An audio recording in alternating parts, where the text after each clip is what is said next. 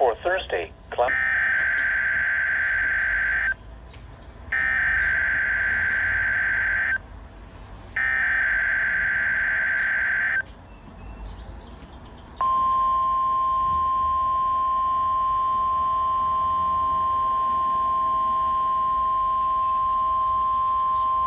You are listening to NOAA Weather Radio in Pittsburgh, Pennsylvania, on a frequency of 162.55 megahertz.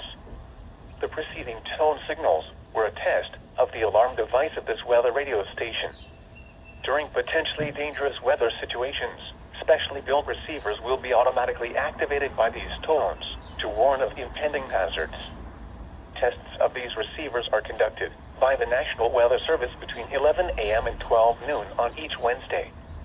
This radio station, KIH 35, serves the following counties in western Pennsylvania: Allegheny, Armstrong, Beaver, Butler, Fayette, Greene, Indiana, Lawrence, Washington, and Westmoreland.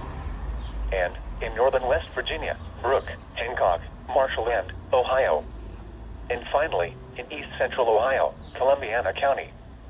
The National Weather Service now returns to our regular broadcast